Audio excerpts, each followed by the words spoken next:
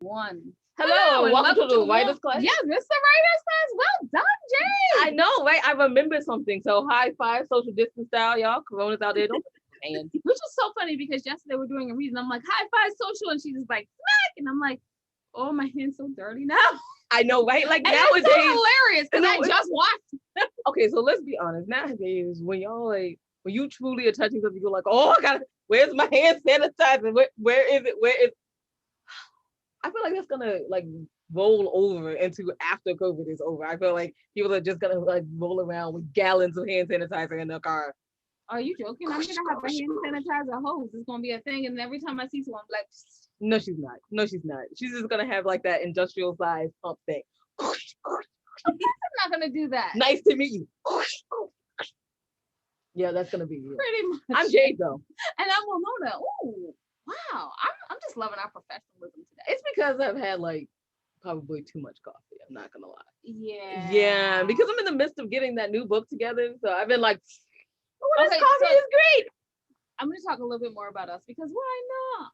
Please don't. Okay, sure. Yeah. Go okay. ahead. So quickly, yesterday we got asked to do a reading like in the morning, and so we're like, yeah, sure. And then we recognized we read to the same audience like twice before. So in the middle of the morning, okay, let's go like 15 minutes beforehand. No, we're not saying 15 minutes beforehand. We was literally like, you know, when you wake up at 12, but you got something to do at 3. If the reading at 3, yeah. So in the middle of that time, we wrote a new poetry. Yeah, we did. And so everyone was like, oh, we like it. This should be a book. And they're like, where can we buy it? And then we were like, oh, shoot, that's true. We need to make that a book. So we were like, it's coming soon-ish, maybe. That's today. We'll be making a new book. Yeah, right. And sending it off to the editor. So soon-ish. Yeah, exactly. So yeah, if you want to find out what your ladies are doing, and you know, we wrote a bunch of stuff, but no one cares. Then y'all do care, but I'm not going to say it today. You can find out everything your ladies are doing on www.andwethought.com or andithoughladies.com. For the abbreviated one. If you want the abbreviated and I thought. Wow, nicely done. I love the new page, by the way, but you're not here to hear about us. You're here to hear about our wonderful guests. Wonderful guests. Would you like to introduce yourself? Sure. My name is Marie Sinclair. I am a brand new debut author in writing in male romance, or LGBT romance. And I'm supposed to give you guys 3 things about myself. First thing is I'm a confirmed tea drinker. I don't drink coffee. Second is my hair is not this color normally, but it's been this color for now about 3 or 4 years, I think. So it kind of feels like it's my natural color. And my third thing is that I share my office with 2 really wonderful office dogs named Oliver and Maggie. I love that she has office dogs, which are the best.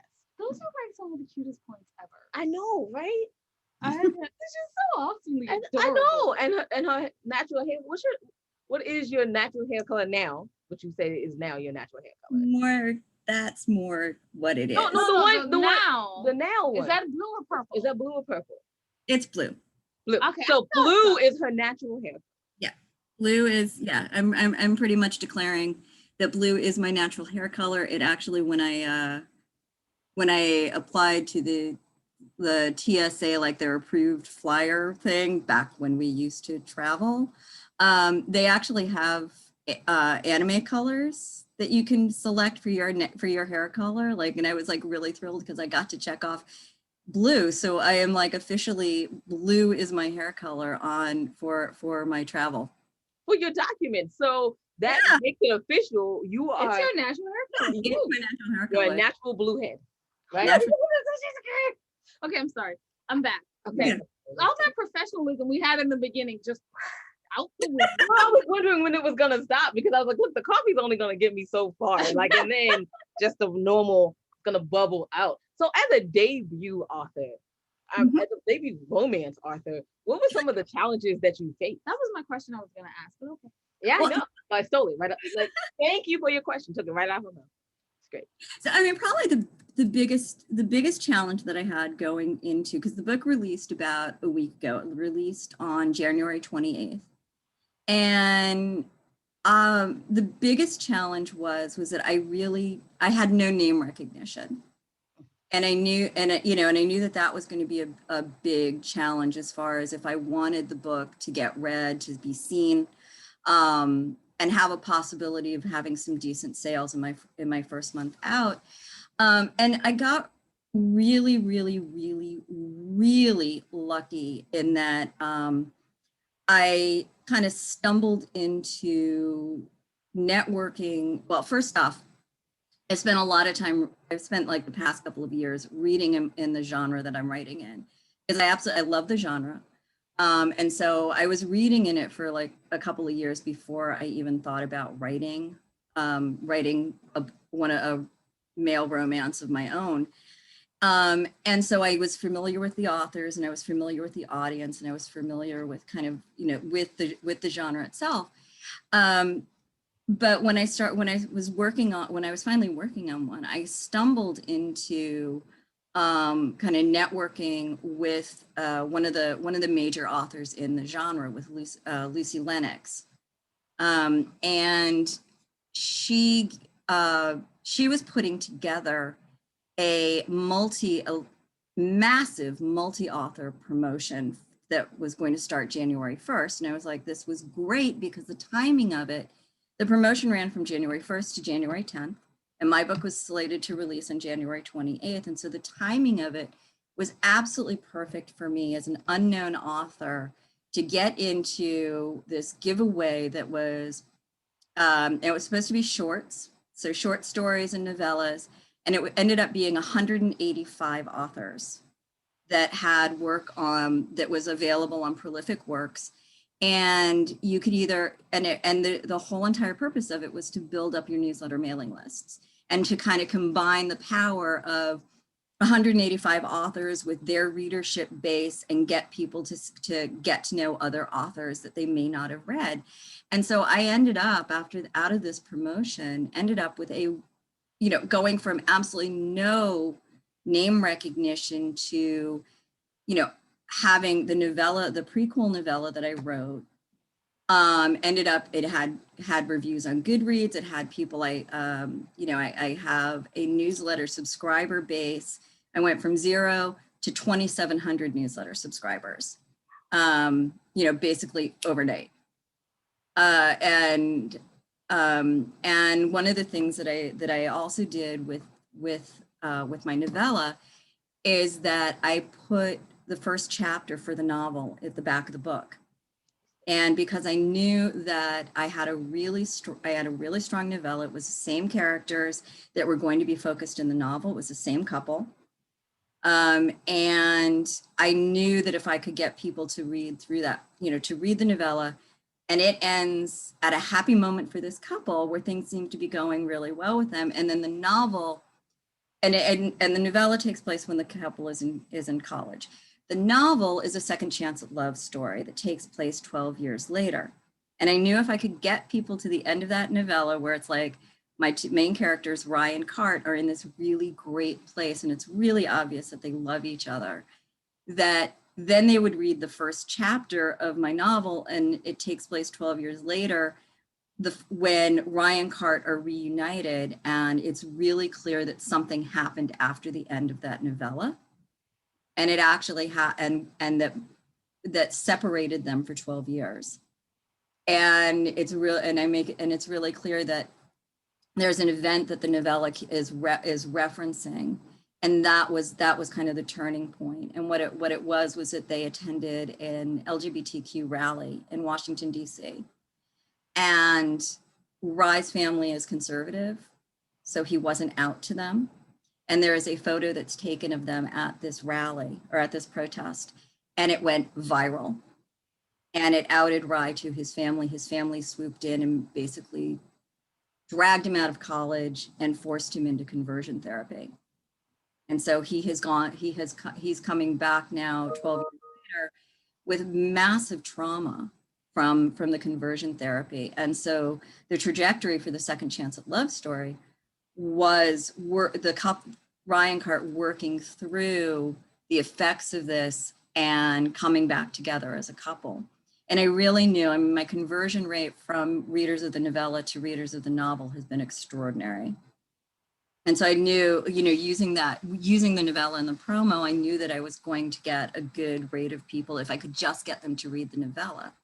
And so that was, you know, that was one of the ways I came, you know, surmounted this challenge of being a complete unknown, was, you know, that I networked within my genre with other authors, and, you know, was able to get into this promo, and that has helped the novel to have a really good debut. So I know a little bit about your background, so I'm gonna just wanted to know, how did you find the conversion from literary to romance to be, and how did you find the communities? Sorry? The style. I know that you used to write literary Yep. books, very Yep. literary works. Yep. And now you're writing romance. So how did you first change like your mindset to do so? And then how was the change in the communities from literary to romance? Were they was it open to you, or were they kind of like, ah? No, well, actually, I don't know how, you know, I'm open about my background within the romance community. For me, I mean, basically one of the things that happened was that I had, you know, yes, I have a literary writing background. I have, you know, I have a Bachelor of Arts and a Master of Fine Arts in creative writing. And I was really pursuing, you know, I was writing literary novels. I was really pursuing traditional publishing, with the intention of having a literary novel published. And I got very close with 2 different books. But you know, and the most recent one was, I had a phenomenal relationship with an agent who was a fantastic agent, who coached me through 3 years of me working on a revision of what I call, you know, my big serious literary novel. And then at the end of it, when I turned in the completed revision, it still wasn't something that he could actually sell. And so we still have a great professional relationship, but he wasn't an agent who could sell it. And so I was looking at the book, and in the middle of doing this, you know, realizing I was going to have to do another revision on this book to get it to a place where it could sell. And I was working on that, and I got, and so I kind of stumbled into the male romance, because one night I was looking on Amazon, I wanted something really fun to read. And I remembered when I was, you know, I started reading romance books when I was 12.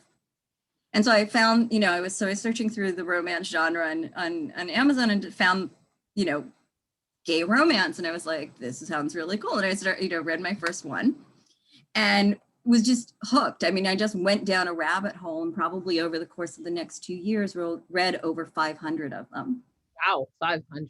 Yeah, it was, I mean, because they were fascinating to me. And then it also, as I was reading, I also realized that it was, one of the things that wasn't working in the big serious literary novel was a relationship that was at the core between my main character and a woman. And the relationship wasn't working. I had to get them attracted to each other really quickly in order for the relationship to get serious enough in the course of the novel to have an impact on the novel. And so what I realized really quickly when I was reading the gay romance was that is something that romance writers across, no matter what subgenre, romance writers are absolute masters at building the attraction and making it believable, because it has to be believable, or else a reader is not going to go, oh yeah, I want to be with this couple and I want them together. And so I really started paying attention. As I was reading for that, like, how do romance writers do this? How do you build up that relationship? And how do you get it believable? And how do you make it strong enough that the readers are on their side, on the character's side?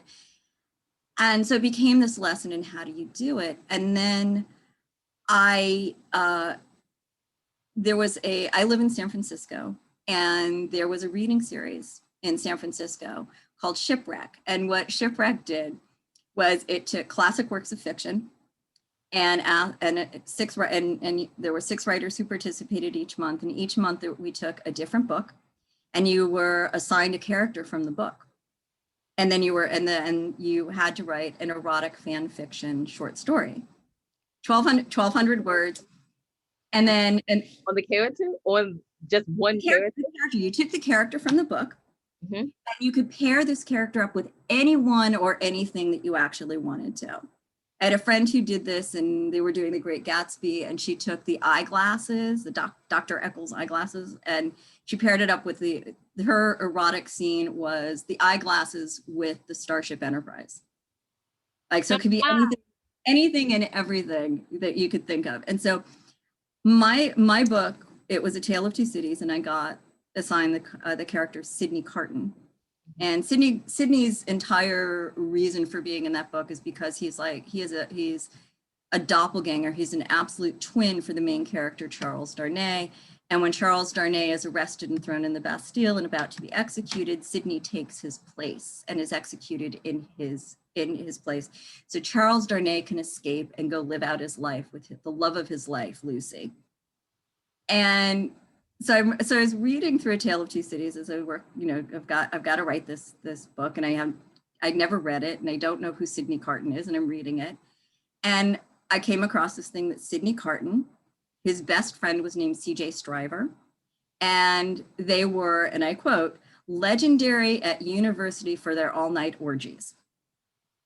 Wow. And when Charles Dickens cannot hand me a line like that when I'm supposed to be writing erotic fan fiction and not have me run with it. And so I wrote this scene. I brought the characters up to contemporary time. Sidney Carton and C.J. Stryver, and I built a scene around them as in contemporary time. And I fell in love with these characters. And so I started developing them as a novel, and they eventually became the main characters for my debut novel. And I changed the names a little bit. So it's Sidney Carleton and Stryver Lee, who's the name Stryver gets shortened to Rye. So that's how I got Carton Rye. And I just, absolutely fell in love with them. And I kind of was playing with this novel at the same time that I was writing my big serious literary novel. And when at the beginning of 2020, even before COVID, I was finding my energy was just really waning for the literary novel. And I kind of, and I was watching things shape up in our society and some of the issues that were going on. And my novel, the big serious literary novel, touches very strongly, or one of the dominant themes is racism and white privilege, and really examining what white privilege looks like, and the necessity for sometimes for white people to step back and to recognize their privilege and step back from situations. And so I was watching things as they developed in our country at the beginning of the year, and realizing that this is not the moment for me to be centering my voice in this conversation. And so I was taking a page from my own novel and saying, I need to step back from this. And I need, other people need to be taking center stage for this conversation at this time. Isn't it always so amazing when you write stuff and you learn stuff from your own writing? And you're like, I really that smart? I didn't know. Oh my goodness, I'm gonna take my own advice and not actually do something. Like I wrote this. I can't believe I wrote this. Let me take my own advice. Yeah, and so it's like I made the decision early in 2020 to put the literary novel aside for a couple of years. But I really wanted to finish something last year. And so the romance novel was moving really well, and it was so much fun. And so I was just like, okay, I am going to finish this thing. And then as I was working on it and it was getting closer and closer to the end, I realized that going the indie publishing route with it was really viable especially within the gay romance genre, because what I discovered about indie publishing especially is that it finds these niches in the readership base that are there are not enough readers necessarily for traditional publishing to make a profit from them. But an indie writer with a much lower overhead can make it profitable to publish books in those genres. And then as they gain in popularity, traditional publishing starts to take notice. And that's one of the things that's happening in gay romance right now, is that gay romance writers are starting to get publishing contracts from places like Harlequin. Harlequin just, they've got Carina Press, which publishes LGBTQ romance. And they just this past year published a book by Roan Parrish under the Harlequin imprint, their main imprint, that is a gay romance. And it's the first gay romance by a major imprint that isn't under one of their sub imprints. And so it really became obvious to me as I was working on the romance that it's like, this was actually a viable route to publication in a genre that I really love, with characters that I really loved, and something that I was really excited to be doing. And so, I just seized the opportunity, and I'm really happy that I did, because it's like, it gave me an amount of control over my writing career that I didn't have otherwise. Absolutely. We absolutely agree. I absolutely agree. Yeah. There's no way in the world we could be pop poet. Actually, we just had like a press release come out. It was really funny in the UK, right? And they called us pop culture poets. Oh, cool. Right? And yeah. Who would publish a pop culture poet? No one. Why? That doesn't seem like it's gonna make money. I mean, do you sing? No. Well, then I don't understand why I need commentary, especially in a poem about pop culture. So it does you can find very interesting ways when you indie publish to do fun things that you would never get to do in a traditional way. And you can basically, because it's your book, and yes, you listen to your editor, because obviously they know, right? So like when they change the title of your poem, you grit and bear it. I don't like that title. It's Grit, Grin, and Bear. Oh, Grin and Bear, right? And then pay them for changing the title of your poem. But most of the time they are right, and you listen to your beta readers, right? And they tell you things that you possibly don't want to hear. And it has that level of engagement, and when and people embrace the quirkiness because they embrace through pop poets. That's kind of weird, like pop culture poets. So anyone who's willing to embrace the niche is going to be willing to embrace the quirkiness of whatever genre that you're in. Right. Especially indie published, which is wonderful for you to find. You look much happier now. Yes. I mean, we've known you for a while now, and you just look. A year. It's not even a year yet. It feels like I've known you forever. It feels like we've had coffee and like we've eaten at restaurants. I'm not gonna lie. Like that. Honestly, I was gonna be like, didn't we visit you once? And then I was like, no, we didn't. But it feels like we did, because in COVID world, Zoom is visiting. Yeah. It is. Yeah. But no, what you're saying also, like one of the things that I did as far as finding an editor to work with me is that I very deliberately chose someone who was used by some of the major authors in the genre. And she wasn't inexpensive. She isn't inexpensive. But one of the things that was really important to me was that I'm a new author in this genre. There are always going to be things that, even though I'm an avid reader, I'm not going to know all the conventions. And so I wanted an editor who knew more than I did about this particular genre. And so I deliberately chose someone who I liked the books that she had edited. One of the things that's a convention in my genre is that on the copyright page, authors will list off who their cover designer was, who their editor was, who their proofreader was, who their formatter was. So it's possible, and a lot of times they'll even on the ebooks give you links directly to those people's websites. And so it's possible, if you find like a cover designer that you really love, you can find them really easily. It's not like you have to go searching through the My acknowledgement. next question too. So how did you find all of these people? It's great. So Isn't it the editor I found because she had edited books for authors who I really love.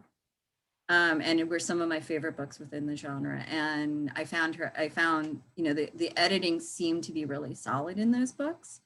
And so I went to her and was fortunate enough that she had time to take me on as a client.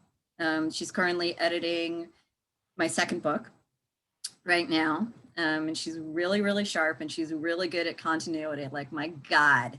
And the things that I learned about just little ticks that I have in writing. Like, I discovered that I actually have a, one of my problems with typos is I have problems with words, and I always get the term wrong, but it's the words that sound the same but are spelled differently. So there and there and there. And no. And when I'm writing, my brain doesn't always choose the correct form, and then spell check won't pick it up. Right. And so the editor is, you know, I discovered that like when I went through her first round of edits on the debut novel, it's like, oh, I have to watch out for this. And then repeated phrases and things like that. Anyway, and she's phenomenal. She's really sharp and she does 2 passes. And I find things like, you said this on page 25, and then on page 68, you repeated almost verbatim. And I'm like, I can't even remember that. That's fantastic. I love it. So I found the editor by going through other authors. My cover designer happened through that winter promo that I talked about earlier, was that I realized you had to have a professional cover to take part in this promotion. And I realized we were getting closer to the deadline, and I had like this panic moment of like, oh shoot, I haven't taken care of a cover yet. And I know that people book up, and this is 185 authors, and am I going to find a cover designer? And so we had a Facebook group just for that promotion, for that promotional group of authors. And I just put out a message, and I'm like, I need a cover designer. And, got this wonderful person who said, I've got time, I can take you on. She absolutely hit it out of the park on the novella. Like, she sent me her 3 first drafts, 3 versions of the cover. And one of them was just like, oh my God, this is perfect. It's like, we didn't even change that much on it. It was just, she hit it out of the park without any problems. And one of the challenges that we had with my cover is that my main characters in the novella and the novel, they are an interracial couple. Rai is the son of Chinese immigrants. And I was absolutely adamant that I wanted a Chinese man. I didn't even just want an Asian man. I wanted a Chinese man on the cover of my novel and the novella, because diversity of representation is getting better, but there are so few books that even feature Asian men in the genre, and then let alone have them on the cover. And part of that problem is the diversity in stock photography. Asian male models are they aren't shown in sexy romance type cover poses. They're shown in business suits. They're very asexual. They're very clinical, and it's like, Rai is not asexual in any way, shape, or form. This is a very loving, active, physical couple. And so I needed something that reflected that. And my cover designer did a phenomenal job of finding absolutely perfect. And then when we went to find the cover model for the novel, we ran into the same problem again of just not finding the right look, it's like, I can get a Chinese guy in a suit, and that wasn't doing it for me. And we went back and we found from the same couple that we had featured on the novella cover, we found that this couple had done a whole bunch of photos that were available. And so I'm going to show you the cover. This is what we ended up with. And what was just great about it was that it expressed the relationship really well between my two main characters. And because I talked about the LGBTQ protest, one of the things, we didn't have to add the rainbow flag underneath them. And one of the things that happens in that photo at the protest that caused all of this problem was that the photograph was of them kissing with the rainbow flag wrapped around their shoulders. And so I was ecstatic when we found this image, and it was absolutely perfect again. So that was how I found my cover designer, and she's doing all my covers for the entire series. Well, that's fantastic that you found a cover designer to work with you and to do all of, because that is, let's say, how people choose books, right? They, a lot of times, they look at covers. It's not, I mean, it's not, they say do not judge a book by its cover, but let's be honest, we kind of all do it, although we say it, I'm not gonna do it this time. And guess what you did? You do it anyway. Like, you're like going past, I'm gonna do it this one is, or you're like swiping. So that's really great that you found someone that you feel like really gets you. And it's super important, especially for indie authors. I do have one more question Mm-hmm. to wrap up. And that question is, I remember at the beginning you said that you had the first chapter of your novel in your novella. And I love when you talk about this. So I'm asking because I just want to hear it again. You always talk about how to write like the perfectly tight first chapter that will engage a reader. Can you tell us the composition of a good first page? And not even like the whole thing. Just give us like a half. Like give us some 3 or 4 points that would just make a good first page. Okay.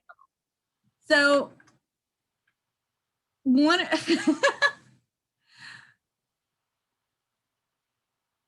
wow. She is like one of the best at it.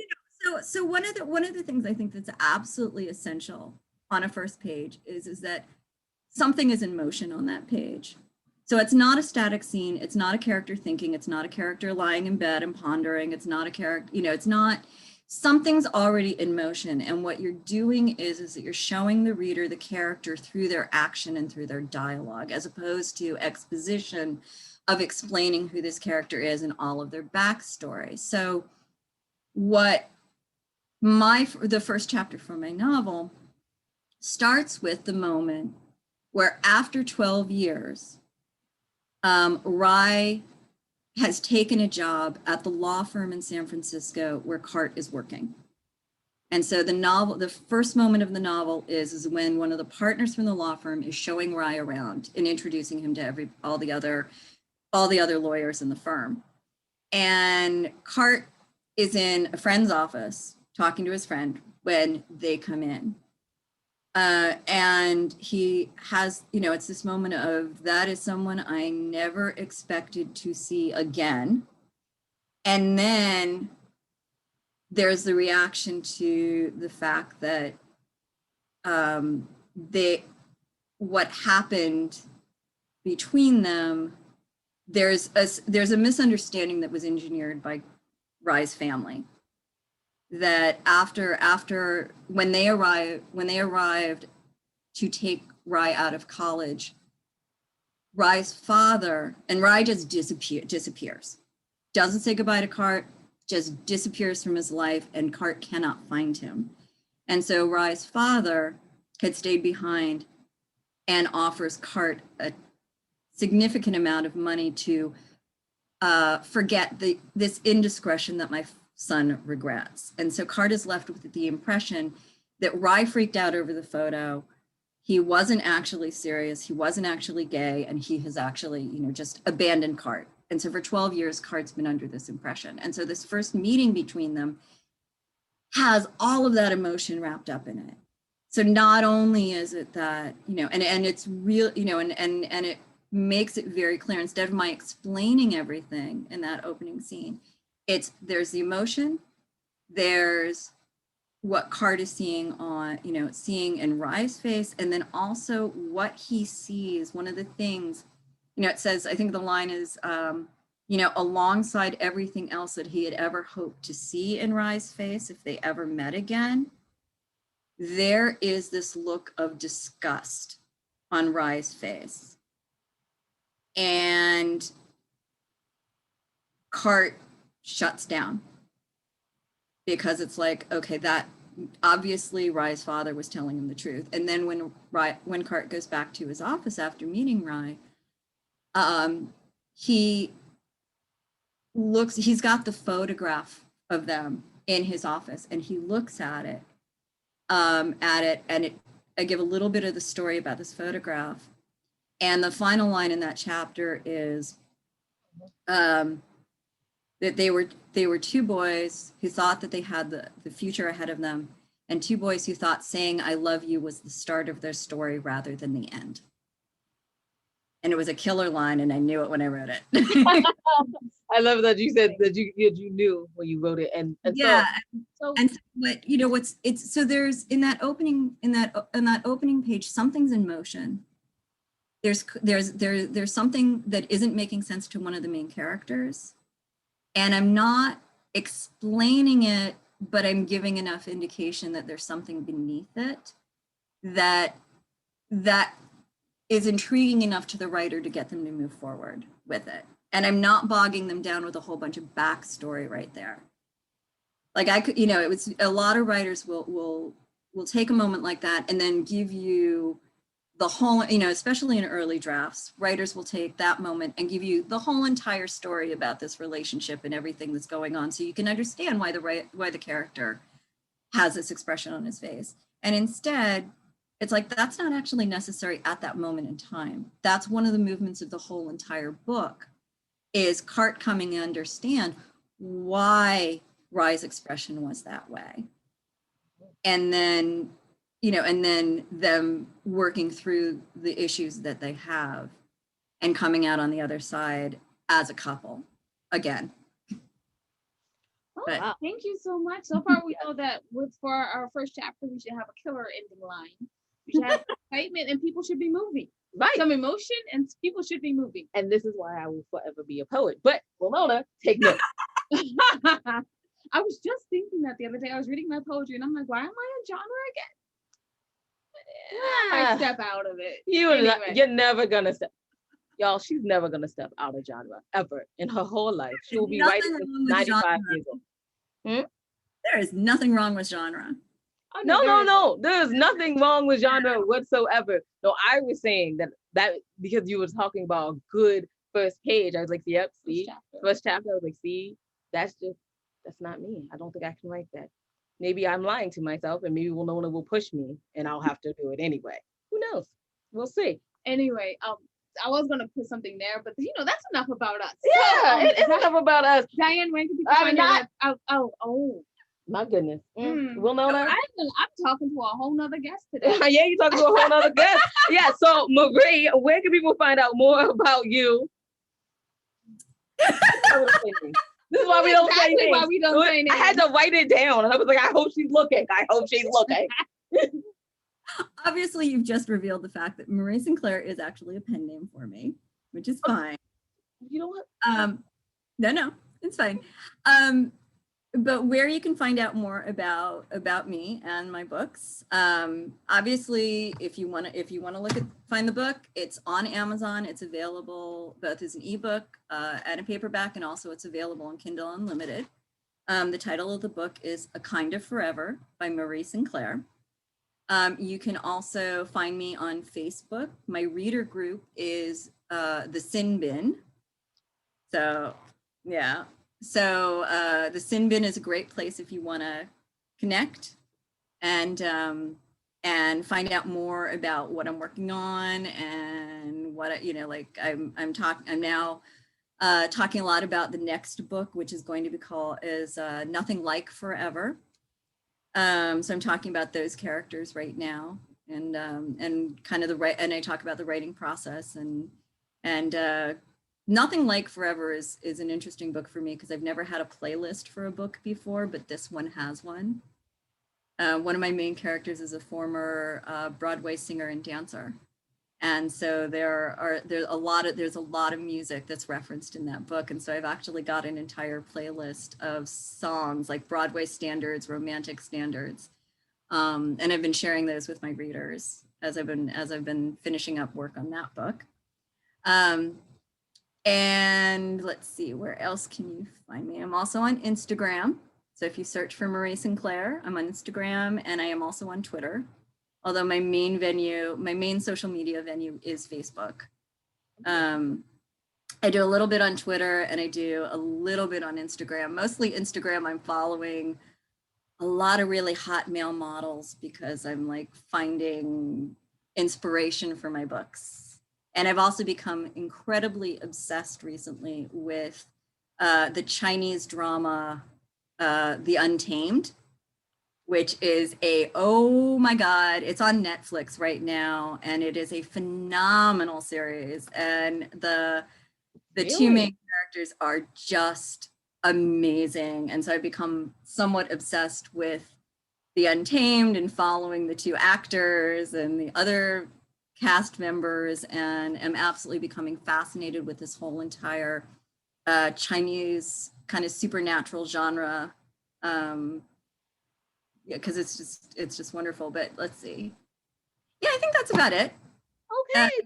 Thank you. I also do, I also do have a newsletter that I send out to my readers to let them know what's going on, and kind of I'm just getting that started, but I'm planning on doing things like some kind of tours of San Francisco as well with it, because San Francisco features really prominently in my book, and in all the books that I'm planning. It's where I've called home for about 20 years now. I love this city, and I think that it's important. It's a historic LGBTQ city, and I think it's really important that it's represented in fiction in the way that it is, as it is, and it's, as it's wonderful. And I can always tell when people have not been here and they write about it. So if you're interested in that, you can sign up through my website, which is www.sinbinbooks.com. All right. Thank you so much. I'm going to be looking for those tours of San Francisco. I have never been. Always wanted to go, because why not, right? Like I have to go over that bridge one time in my life. Wait, something like if that Writers Conference works out, we'll be right there. Oh, sure.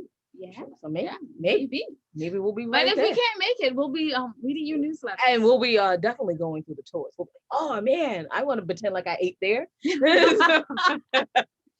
Well, so true. All right. So you can find out everything your ladies are doing on www.andwethought.com. And thank you, Marie, for stopping by today. We really appreciate it. Remember, wisdom is all around you if you're open to finding it and accepting it. So peace and love, you guys, from Winona and Jade. Bye-bye. Oh yeah, thanks for listening.